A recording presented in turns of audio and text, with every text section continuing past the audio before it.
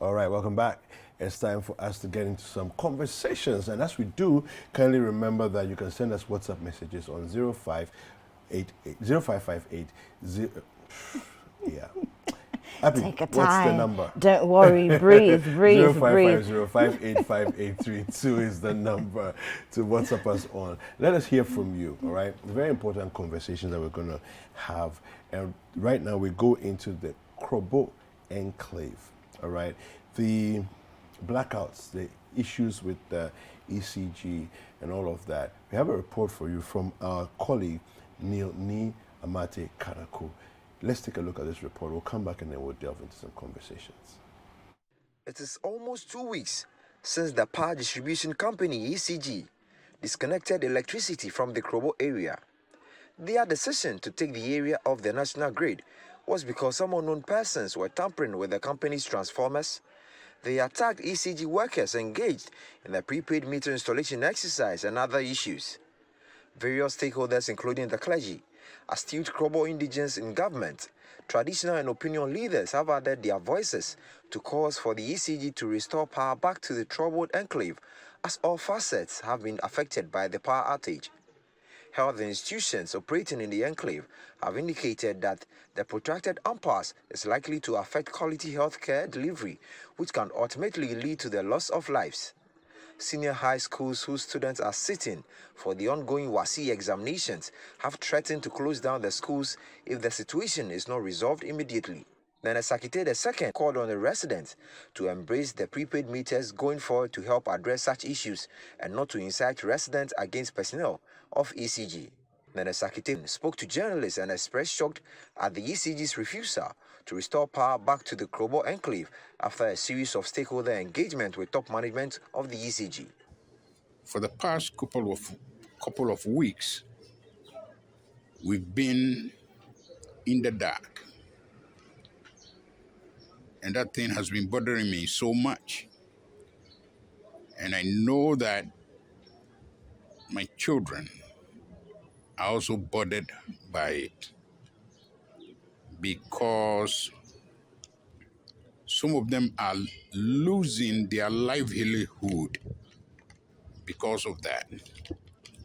Some of them are artisans, some of them are hairdressers, tailors, mechanics, even the hospitals, and people working at the coal stores. They are losing their livelihood. These people have families, but today, because we don't have power all around Lower Manya, these people are suffering.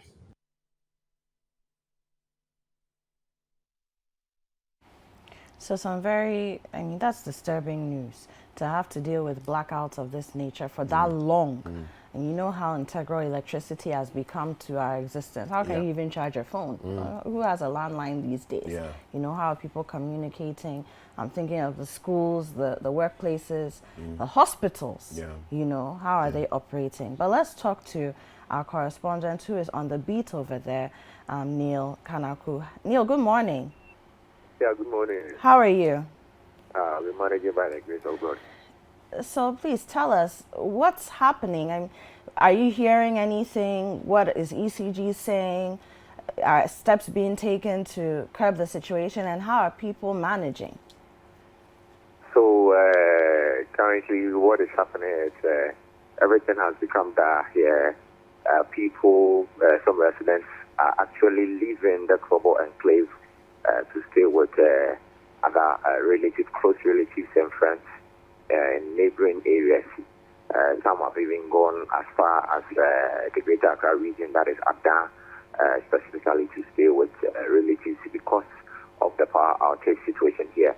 Now, last year, we were in the same situation, but it lasted, this power outage lasted for just 1 week. Now, tomorrow happens to be exactly 2 weeks since the Electricity Company of Ghana took off residents in the Krobo enclave from the national grid. Now, this has taken a toll on everything, education, that is the final year students in senior high schools within the Yilo and then the Manya Kobo area are currently feeling the heat at the moment. Now, these students need to prepare for their exams. That is the ongoing WASI examination. They would have to go for what we termed as mining, that is learning deep into the night. But because of the cut of supply, these students are currently using torchlights, which has not been sustainable. Now, management of these schools tried to power their generators in order to get some form of electricity for these students, but the cost of fuel has been a big challenge for them, and it has also not been sustainable. Now, just last week, the Education Directorate indicated that they will be forced to shut these schools down just because of this current situation. Coalition of Health Workers in the Kobo Enclave issued a statement last week indicating that quality health care delivery is at risk in that particular area. Because when I went to the Atua Government Hospital, I realized that the hospital was using close to 3,000 Ghana cedis to power the genset at the hospital every day, which has not been sustainable. Now, they are currently rationing in terms of the generator, the power from the generator. They are rationing it, so they put it on during emergencies if there's an emergency, and then probably they are operating on somebody at the theater. That is when they put on the genset. This situation has taken a toll on everything. Businesses are shutting down. Coastal operators have thrown away all their goods which went bad because they were frozen at first, and because there's no light, these goods have gone bad. So currently, everything has been at a standstill in the Kobo Enclave. Now, the opinion leaders are worried, chiefs are worried, traditional leaders are all worried about this current situation. Now, what we are gathering now is that bodies which are being kept at the morgue, they are telling residents to come for their bodies because the powering the genset in order for these bodies to be kept have not been sustainable, and they are calling on family members who have their bodies kept at the morgue. Hello, Neil. Hello. Okay, it seems as though we've... Okay, he's back. Been a big challenge. Neil, sorry, we lost you for a second. You mentioned that hospitals or people who are manning morgues are calling family members to come for the bodies of their deceased loved ones. Could you please just pick up what you were saying from there? We lost you at a point. Yeah, because they are currently... They are using electricity to power the fridges and then other machines to store these bodies so that they don't go bad. Now, the situation has not been that encouraging because of the amount of fuel the hospitals use to power the genset, which are currently being rationed at the hospitals. So they are calling relatives who have their bodies or their diseased relatives at the morgue to come for these bodies. Now, it has taken a toll on everything. We shouldn't forget that vaccines which are being kept at these hospitals needed some form of refrigeration for them not to go waste. Now, this has also been affected in that situation. Now, the health directorate are really worried because they believe that in as much as this issue prolongs, lives will be at stake. Just imagining that they are having a session that is at the theater, and then all of a sudden the genset which is being powered by fuel goes off. What happens to the patient who is being operated on? So these people are all concerned, all facets of life in that particular area, that is the Kobo Enclave, has been really hit by this power outage. Now, a lot of stakeholder engagement. Yesterday, when the Chrono, who happens to be the president of the Eastern Regional House of Chiefs, that is Nene Sakite II, met the press. He raised concerns about why the electricity company of Ghana is still refusing to restore power back to the area.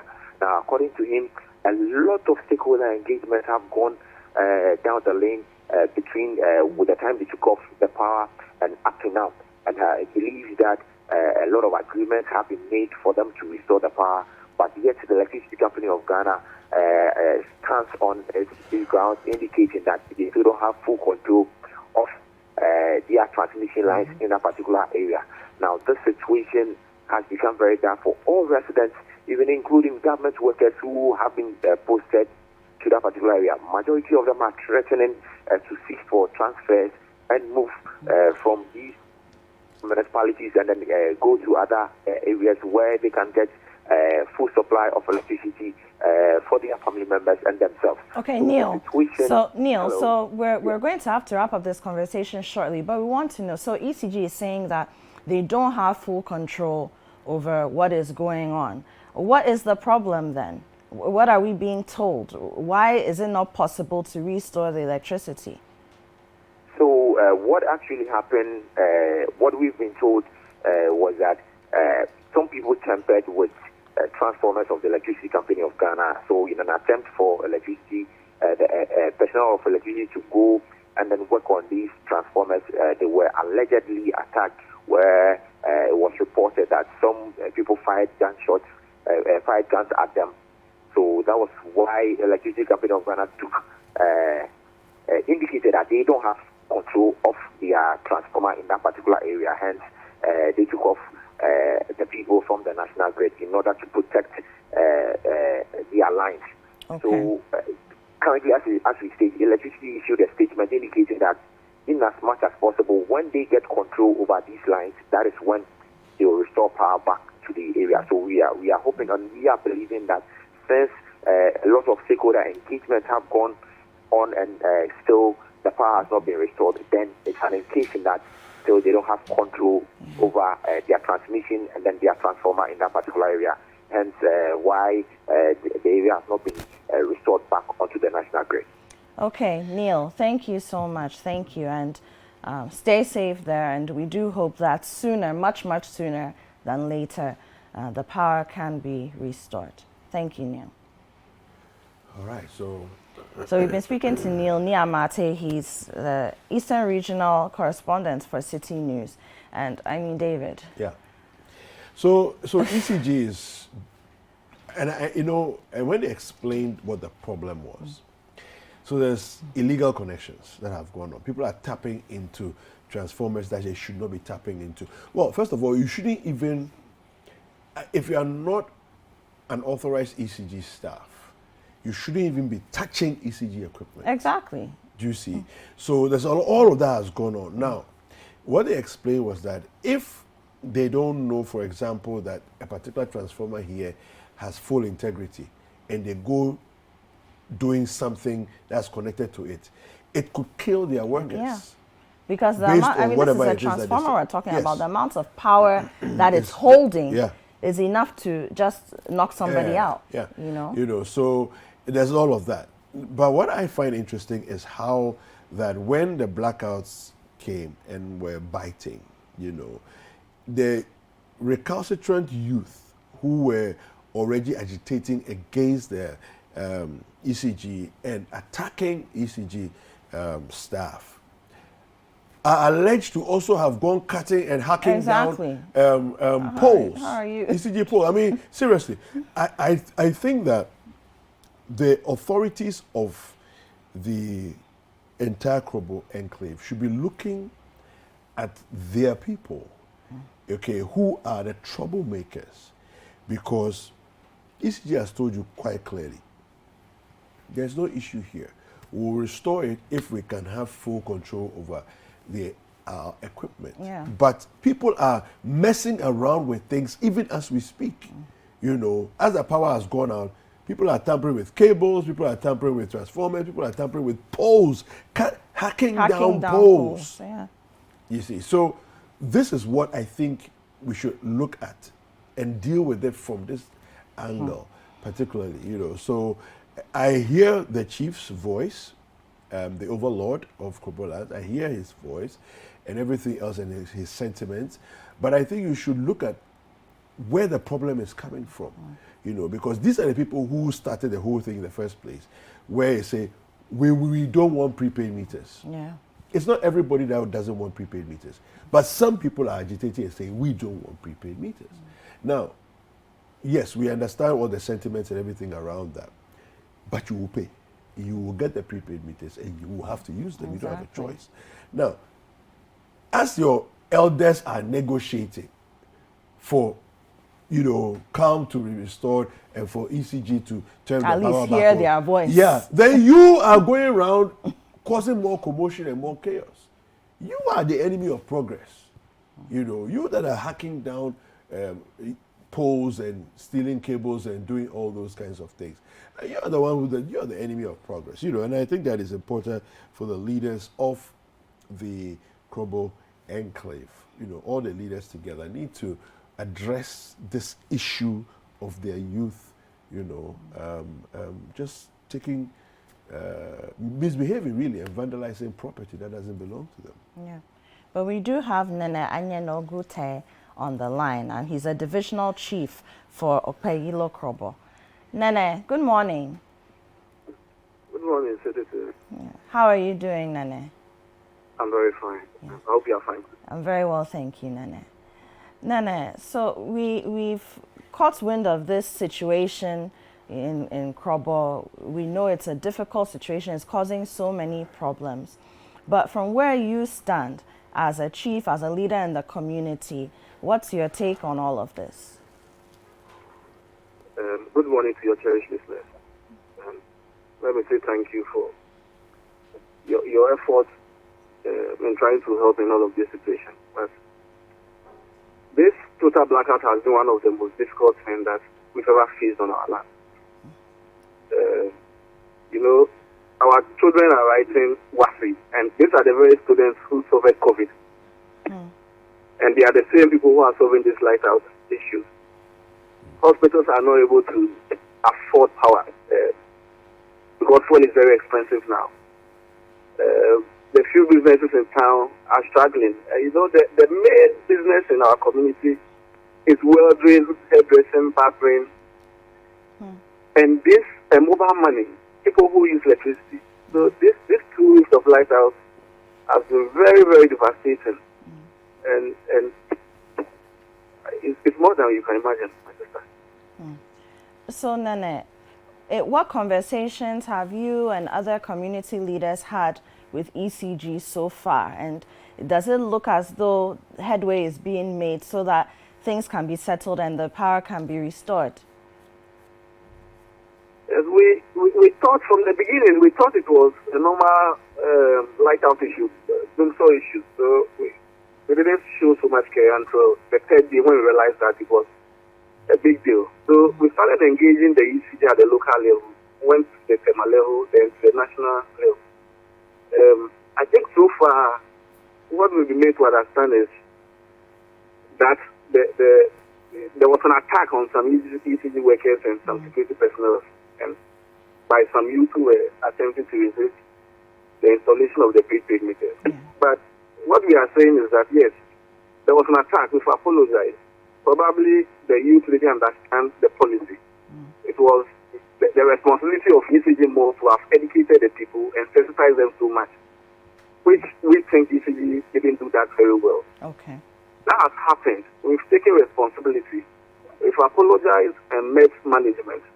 The consequences of wanting to take the light of over 80 communities when there was just a single community who allegedly caused the problem is uncalled for and disappointing. You can't punish everybody for one person's offense. And so we are telling the ECG, can we get the light back? Let's sit down and then let's talk about whatever issue. Give us a roadmap. Tell us what you want. Let's go into the communities. Let's educate the people for them to understand whatever policy you are bringing. Let's get the education down to that level for the policy to be rolled out smoothly. So, Nana, apart from what you have just said, has ECG made it clear that, it's not just so simple for them to restore the electricity, but they are dealing with technical challenges. They don't have full control over, the lines as ECG themselves, and that's also one of the challenges they're facing. Have they made that clear to you and other stakeholders? We've been told. But I mean, it's difficult to accept. It's difficult to accept because I don't think a technical issue in Koboland or in a community, a whole week cannot be used to solve a technical issue. I mean, if it's a technical issue, we believe that within a week, that issue should be solved. So clearly, the issues goes beyond technical issues or probably unwillingness to solve the technical issue. But Nene, here's a case where even as the blackouts have been ongoing, there are also reports of some unscrupulous persons cutting down electricity poles. It's so unfortunate. I mean, it's so unfortunate, and that's one of the dangers of these blackouts. The whole place is dark. I've together with my other divisional chiefs and paramount chiefs, gone out with torchlights trying to clamp down on such activities. And it is difficult now to control those crime activities because the whole place is dark. It is just unfortunate that some people took the law into their own hands to go and cut down electricity. For what reason? When we are trying to get light back, then others, criminals are also taking advantage to destroy for us not to get the light back. I mean, when you think about this whole thing, it's difficult to understand what some people are actually teaching. But we believe that this could be a plan by, well, it is possible that people don't want the light to be back in our land and are just trying to paint the image of the community so bad. So we condemn the act, yes, even though we don't know who caused it, we condemn it. Yeah. So, Nene, but this is the challenge here, you know. I'm very grateful to hear that you've condemned the acts of, you know, these recalcitrant people who are going around destroying public property. But, I mean, and I understand your sentiments as well. Dealing with this situation, I can't imagine what you're going through because I haven't lived through anything like that before. I really can't imagine what you and the members of the 80 communities that have been affected are dealing with. However, you're dealing with high tension lines. You know, electricity can kill. It helps us, but it can kill. So if people are hacking lines and things are changing along the electricity lines, it would definitely make it difficult for the ECG to fix the problem within a week or even more, depending on what the situation on the ground is. Because now it would mean that the engineers, the technicians will now have to go and they are constantly dealing with a changing situation. I mean, what's your take on that, Nene? Yes, I agree. People tamper with cables and all that is dangerous, and the ECG might need more time.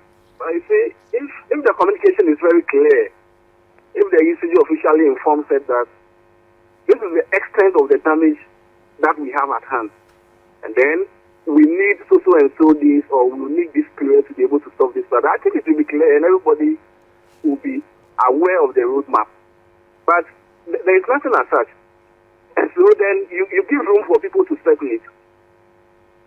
Yes. Yeah. You give room for people to speculate because you haven't clearly stated what the problem is and clearly stated what means you are using to solve the problem. Right. Yes, you're right. Understood. So the ACG needs to communicate clearly. That's what it is. They need to say what it is, no matter how difficult it is, to let you, Nene, other leaders of the community, and then, of course, other stakeholders know exactly what the situation is. Okay. Nene, thank you. Nene. Let me use this opportunity also to clear one dangerous impression going out, which is more worrying than even the lighthouse. There is this impression that we don't want to pay light bill or we don't want to accept prepaid meters. Yeah. We haven't stated it anyway. We are never on record to have stated anyway. And I mean, when I say we, these are authorities. Okay. We are not on record to have stated anywhere that we are against the payment of electricity bills. Okay. We are never on record to have stated anywhere that there's an agreement between the government or ECG and Kobos not to pay utility bills or light bills. No. We are never on record to have said that. Okay. And so that impression going out and the public hatred against Kobol, I want to clear the airwaves and make everybody know that we are not against the payment of light bills. Okay, so even though individuals within the community may have said that, officially as leaders of the community, people who run the community, you have not said anything like that, and we want to make that clear. Exactly. Okay. Because the position of one or two people doesn't represent the community. Okay, of course. Nene, thank you very much. Thank you very much for your time, and we hope the situation will be rectified soon. Okay, so we've been speaking to Nene Anyeno Gute. He's the divisional chief of Okpeyilo Krobo, dealing with. Look, honestly, I don't tough. know what it would. It's very tough. Be like to live through a situation like that. As soon as it's 6:30, everywhere is dark, and it's dark till 5 in the morning. It's crazy. And so the morgues are asking, and rightly so, they don't have the capacity to keep the bodies of the deceased. But where are the families going to keep them if they go for them? Where? Because even if you have a fridge in your house, you also don't have power. Exactly. So you better go and bury No, but quickly. even as an individual, do we keep bodies in our house? We don't. We don't. You don't have the skill set, or we can't. Yeah. You know, so how are you going to deal with that? And then the students, we're dealing with food challenges already, buffer stock challenges. We're not properly resourced in our schools, and now we have to deal with electricity challenges. Of course, how can a school that is even struggling with the basics of running the school now have to deal with high fuel costs and to run generators? I don't know. Well, talking about ECG challenges, there are some more challenges which are being uncovered in other areas. The ECG, of course, has rolled out a move to comb the entire country to find out where it is that people have been illegally tapping into their systems. And they found a lot. We have a report for you from our colleague, Fred Duho. Let's take a look at this report. According to the managing director of the Electricity Company of Ghana, the issues confronting the company in Yilo and Manya Krobo in the eastern region and the East Tema region are currently being discussed to find an amicable solution. Whatever I will do in Dansuman to recover my money, I should be able to do that in Manya Krobo to recover my money. I should be able to do the same thing in Yilo Krobo, just the same way I will do in Medina to collect my money. At the proper time, we'll address the issues. But for now, it is what it is. We are looking for a solution, and all the parties have been called to the table to discuss. So at the right time, we will share the intricacies with everybody. But that notwithstanding, I cannot be chasing everybody to pay their bills and turn a blind eye to Krobo not to pay their bills. That will not be fair to the people of Ghana. The MD of ECG, Samuel Dubik Mahama, has officially launched and deployed a meter auditing and visibility task force across the country to visit each home to check the state of all postpaid and prepaid meters. The exercise, according to the managing director, is aimed at recovering debts and to prosecute recalcitrant power thieves. He noted that during the first week of the exercise, which started on August 1, 2022, the team discovered over 1,000 illegal connections, and some of the customers have been surcharged, while others will be facing prosecution from next week. We identified more than 1,000 places that had illegalities, and we've surcharged most of them, and they are about to pay and all of that. But we then realized that we needed to beat a retreat to launch the task force, for everybody to know how the task force will be visiting them and the exercise. I would want to entreat each and every Ghanaian not to entice them with money. They are not to give them any amount of money for whatever reason whatsoever. If you are doing the right thing, there is no need to compromise any of my employees. Citi News in the company of the task force were at the premises of the Icon Event Center, where the team uncovered illegal connection at East Legon in Accra. It was observed that security lights and other electrical appliances were functioning, including air conditioners, fridges, among others, without authorization. We have a way of looking at it. We have instruments that we use, like the basic one is the clamp meter we just used. Yeah.